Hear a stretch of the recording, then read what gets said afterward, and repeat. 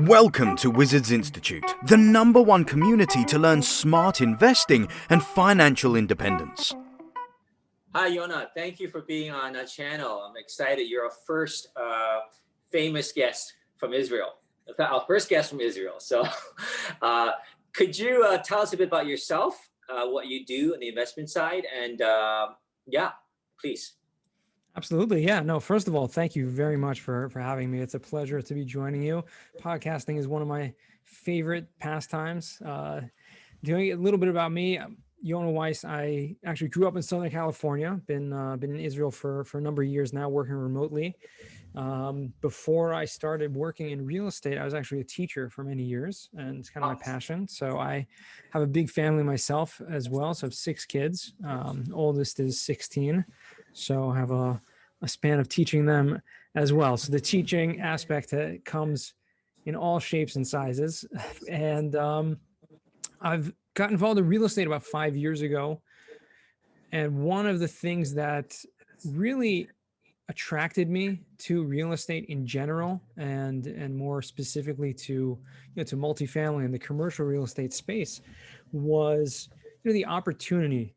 Okay, when we talk about opportunity, I mean that there is so much available opportunity, and it's just about finding the right people, finding the right connections that you can find your space within that industry. And so many positive people, so many good people, all trying to make a difference in their own lives and the lives of others. So that kind of inspired me to continue along that path, doing many different things, including my own investments. I did some fix and flips for a while, did some passive investing, now currently getting involved in actively investing in multifamily deals on the general partnership side. But full-time, still working full-time, work for the largest national cost segregation company. So it's a very specific tax, I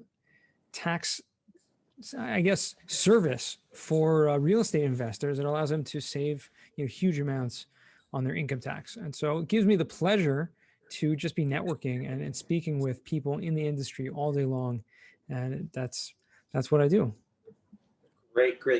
So when you say multifamily, you're in Israel. Are you primarily focused on U.S. or elsewhere? Primarily, entirely in the U.S. Okay. So, Okay. Yeah. And what type of multifamily? Can you be more specific?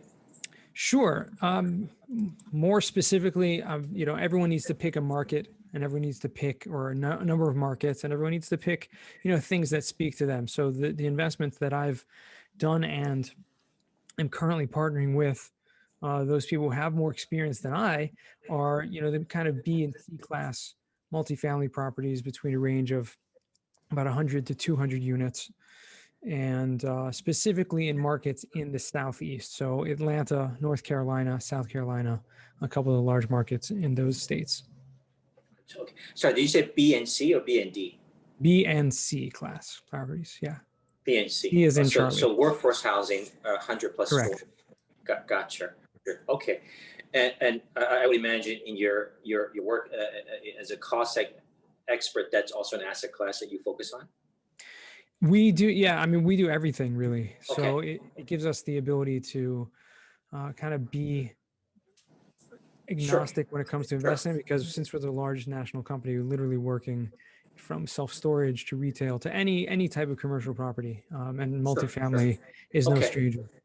Okay, so stepping up one level higher, you've got a 16-year-old, but let's just somebody that's considering investing in real estate.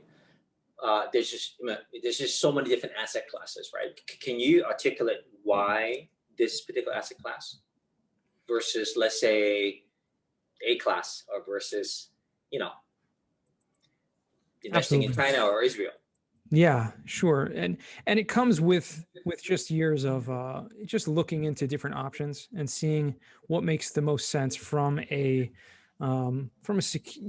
just to secure the I guess the risk factor involved. So workforce housing is much less risky than than other types of multifamily property. Specifically, it has historically been the most active in terms of having the low vacancy rate, because you have people that are working, and such a large percentage and an increasingly large percentage of Americans in these large markets, these large cities, are renters and are lifetime renters. And when you have cities where there is job and population growth, those are the places where we look, because there is an increasing, it's like any economics, supply and demand.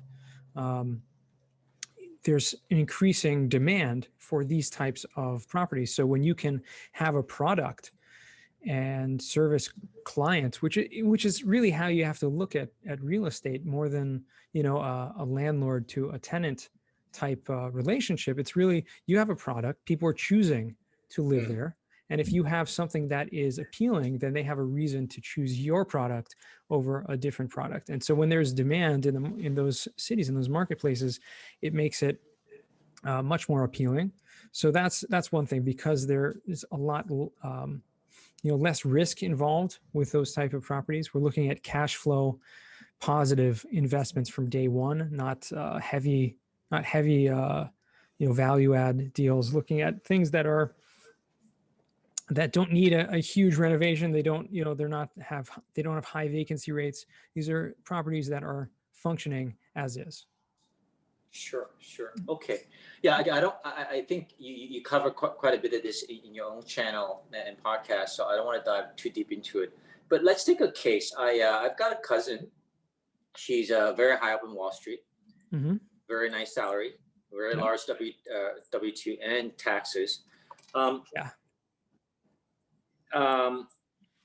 Maybe you could explain to her in a couple of minutes, why she should consider investing, let's say passively, both pre-tax and post-tax considerations. Like if she's paying out $300K, $400K a year in taxes, how can being an investor in this aspect help her?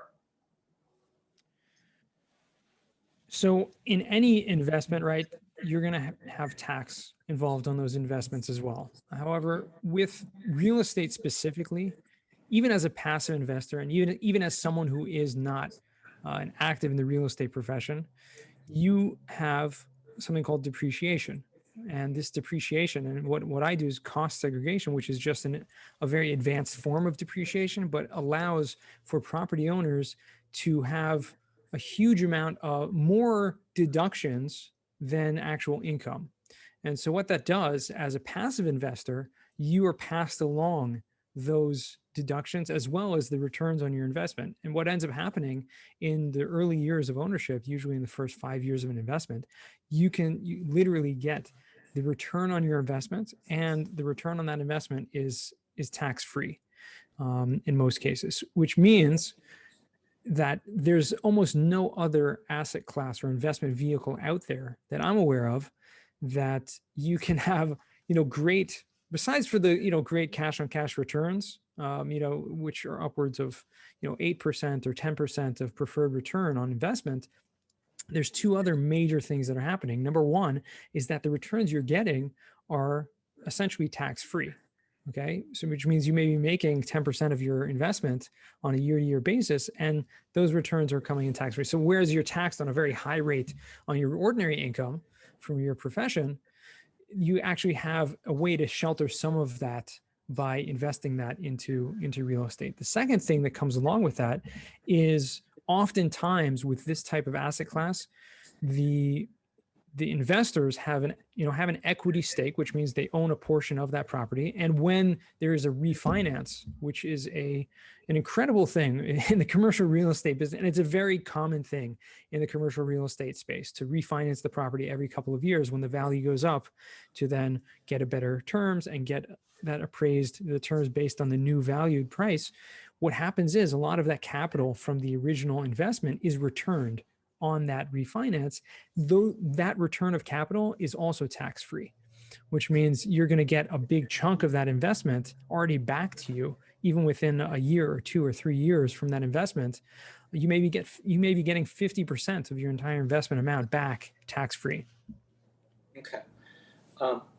Again, this sounds like a piece of cake to you, but let me just kind of dig a bit deeper. Let's say somebody has a $100,000 tax bill this year from salary or from capital gain in 2020, and let's say there's an opportunity to invest in a $10 million apartment syndication. And just for easier math, let's say 7 is in debt, 3 is in equity, right? Okay. And so what can this person, this W-2 earner, do to mitigate or eliminate this $100,000 tax bill? Can you kind of just walk us through quickly? Yeah. So mitigating an existing tax bill in the same year is only going to happen if you actually have those returns from that investment or those depreciation deductions in that same year. Okay. So let's say it's January 2021. Yeah, right. For sure. She anticipates $100,000 in taxable income or capital gains. And she's like, I heard this guy, Yonah, he sounds really smart and I trust him. And then there's a deal that comes with that's $10 million deal. Okay. So how much, assuming the 100,000 is correct in taxes, how does that work? So the real way that this benefits you is on the investment itself. See, depreciation and how it's or how the benefits work are that it's an offsetting of the rental property income itself and not from your ordinary income. So whereas you may be taxed at a high rate on your ordinary income, but on the actual income from your property and from those investments, that's where you're going to get the tax benefits there. Not so if you have that as a loan investment. So if you're investing and lending money as part of that. So she would. I'm sorry, I didn't ask. Yeah, you said 70% into. Let's just say she decides to invest in multifamily syndication as a passive investor, with the goal to obviously generate income from the investment, but also to mitigate or eliminate the $100,000 in taxes. Is that possible? And if so, how does it work? Yeah, it's not really possible to mitigate the taxes that are already accrued from other investments, if I understood correctly. Unless you have these depreciation from an existing investment. Okay, so if she invested in 2021, it would be for the future years. It would, if she had return on capital and had the depreciation in that current year, then she would be able to benefit. Gotcha.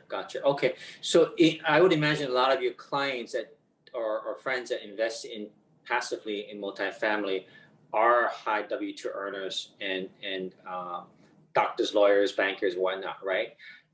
Again, just for somebody that isn't as clear, how should they take advantage of syndication to plan out their taxes and mitigate that? Like I said, I think it's best to have that as an option to shelter some of the income, meaning have investments that you can now, whatever return is coming from that investment, to at least have that income being sheltered from taxes as a strategy. But if you're not, unfortunately, the tax benefits are not going to help beyond the rental property income unless you are a real estate professional. So the best advice I can give, which is, it's kind of out there, but is to be either you or your spouse to become a real estate professional. Okay. Yes. Okay. Thank you. I should have incorporated that into the question. So let's say you're a doctor or banker and your spouse is part-time or not full-time working. It is possible to be qualified as a real estate professional, in which case, if you are qualified, then does the situation change? Yes. Yeah, entirely. Okay. Because, simply put, the income you get from your rental properties is considered passive income, and it's treated separately on your taxes. So that passive income is great because the depreciation or the tax deductions that we're talking about here can be used to offset that passive income. However, once you're a real estate professional, you can use whatever deductions you get from your properties to then go ahead and offset your active income as well. All right. Offset your Thank you. This is the third time trying the question. I should have thought this question through. So in a household couple, one has a high W-2, one spouse does not work or is part-time working, is qualified to be a real estate professional. In this case, the household taxable income is $100,000. the couple decides to invest in syndication, how does that work out in terms of tax reduction? Okay, so now Now it's mine. now we're getting somewhere.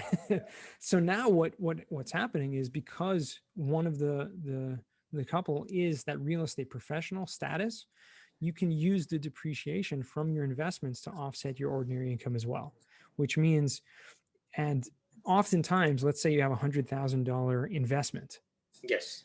you can get literally in that first year anywhere from 50,000, depending on the structure of the investment and depending on how much of the equity of the investment you actually own, but you can get anywhere from 50 to 100% of that investment as a return, as a tax deduction in that first year, which is crazy.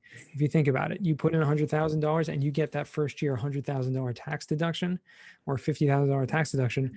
That means that even though your income from those investments may only be 8%, right? May Sure. only be $8,000 on that year, you actually get a tax deduction of $50,000 or $100,000. That means you offset your income entirely from that investment, from your passive investment. And then if you're a real estate professional, it can spill over to offset your W-2 income. So Sure. in that case, you could be potentially taking a huge tax deduction from, Okay. yeah. So sorry, I'll promise to move on after this one. So let's take the $10 million apartment, right? Let's say 7 in debt and 3 million in equity. And let's say a W-2 household, one of which is real estate professional, takes 10% of the equity, which means investing $300,000 into it, right? With cost seg, typically in the first year, what can one expect in terms of the depreciation? Okay, got you. So now I understand your question even better, because no, when you said No, it's my bad. I'm not being. I'm not, debt, you meant in the actual property, not in the individual's yes. person's investment. Got you. So yeah, so in that case where you would have, so in a $10 million property, it's very likely to have about 200, or excuse me, $2 to $3 million of first year what's called bonus depreciation. So year one. Okay. In year one. So if you have, let's just take the extreme case where you have, 3 million. Mm-hmm. But even if it's 2 million, that means that from your $300,000 investment, you're also going to get not just 10% of the equity, you're also going to get 10% of the depreciation. Now, depreciation is based on the purchase price, not on how much you put in. So you're going to get 10% of that $3 million in that first year bonus depreciation. So that means you're going to get 300,000. That's exactly what I was trying to describe, where you have a $300,000 investment and you can get in that first year $300,000 tax deduction, which is crazy because it's way beyond the income that's being produced. Okay.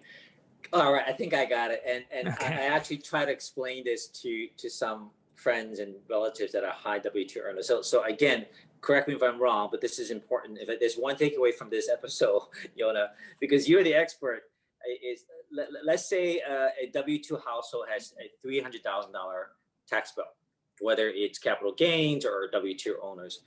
And let's say they invested $300,000 into let's say $10 million apartment syndication, of which 3 million is equity, right? So they're a 10% owner, passive owner of this.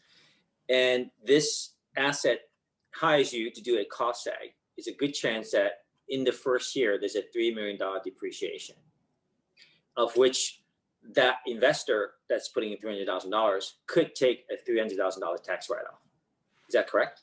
That is correct. However, and I'll put in the however there, what happens with that $300,000 tax write-off the investor gets, first it goes to offset their income from the rental property or any rental properties they have. And then the remaining amount creates what's called a passive loss. So that passive loss is like a negative on your tax bill, gets carried forward into future years. But if you are not a real estate professional, you can't benefit from that beyond your rental property. Assuming one of them is a real estate professional. Correct. So then beyond that, then you use that, then you will no longer have that passive loss limitation. You can use those extra deductions, that passive loss, to offset your ordinary income. Got it. Okay. Again, this is probably something that's very obvious to you, but I think from the standpoint of so many friends that I do have that are W-2, just don't believe this. I wanted to make sure that you explained this properly. So thank you for that. With the assumption that one part of the household is a real estate professional, we could tap into that. So on top of the potential gains of 8%, 10% cash on cash, potentially in a 3 or 5 year basis of 1.5 to 2 times return on a typical multifamily deal, you're actually saving on that tax bill as well. Huge Correct? amount. Yeah. Oh, And all right.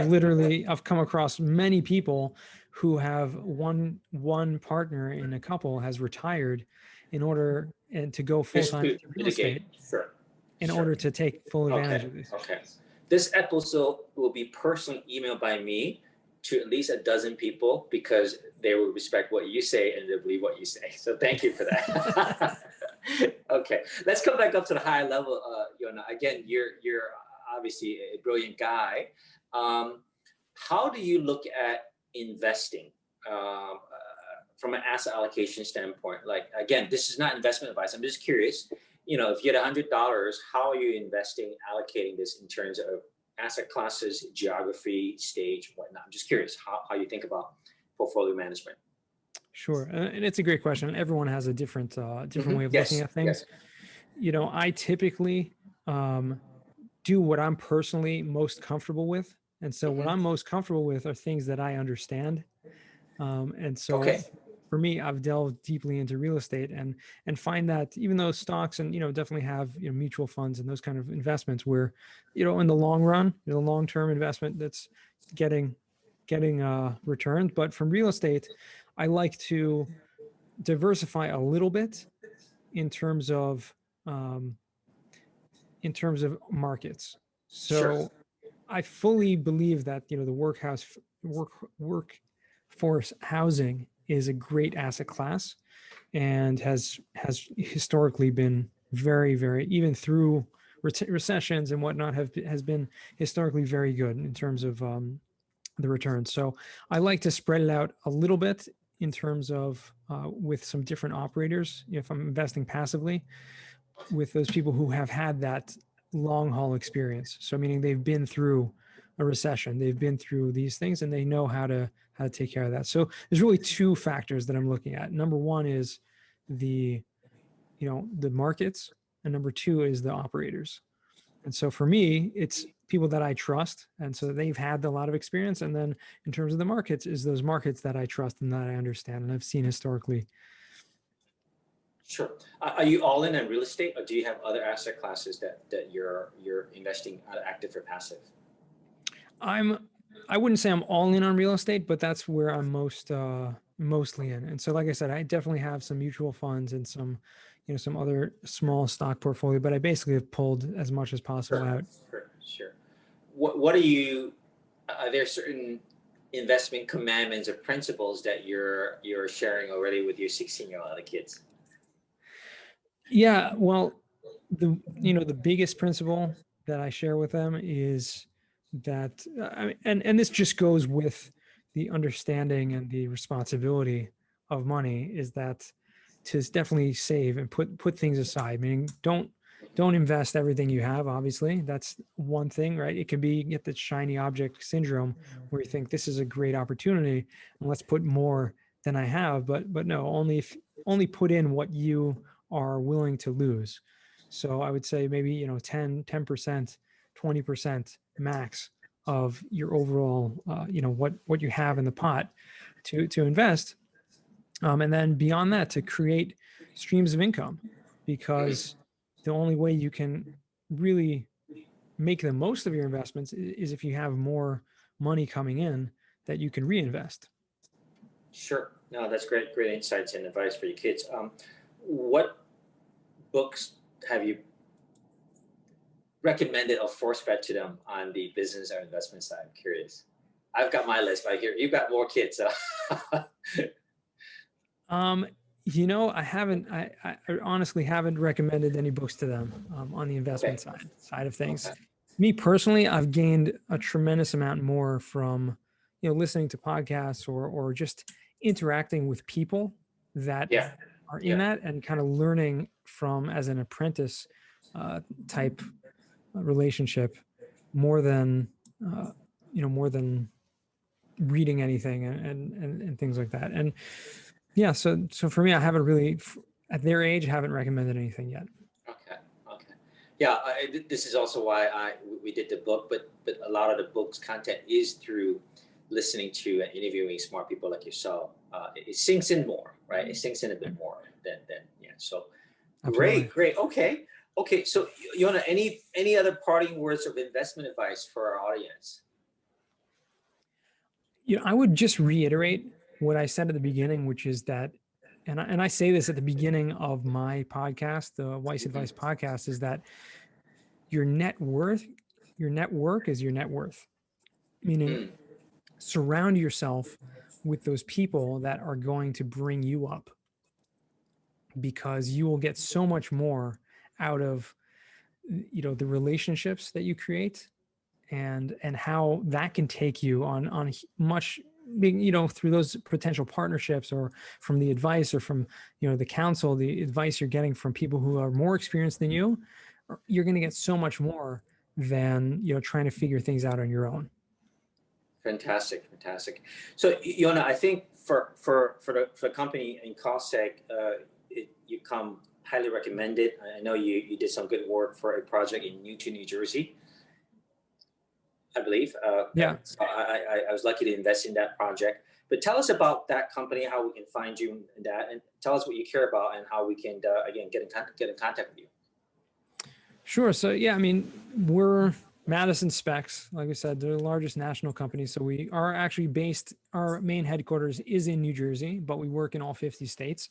And if you do want to reach out to me, you can go to yonahweiss.com. Our company page, madisonspecs.com, can be found there, or through that website as well. And we pride ourselves on not just the quality of work that we've done for the past 16 years we've been in business, but also the relationships that we've created through this incredible network, having helped at this point save well over $3 billion in taxes for our clients. Yeah.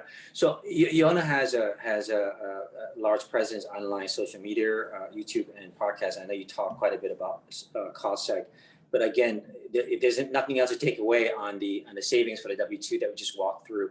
Have you done an episode about being a real estate professional and just making sure all the ducks in order to get that depreciation benefit? If not, when you do one. Yeah. So my podcast, we don't really talk much about taxes or anything related to cost segregation. Okay. So I have been interviewed on a number of other podcasts where we have talked about that.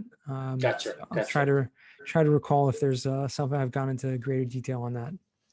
Great. Okay. All right. Well, thank you, Yonah. Really appreciate it. I'm not sure what time it is where you are, but thank you for all the sharing and learning. My pleasure. It's been great speaking with you too. Thank you for joining us. Please visit Wizards Institute to access the blog summary of today's session, to learn more about other speakers, and to network with other investment wizards. Wizards Institute, the #1 community to learn smart investing and financial freedom.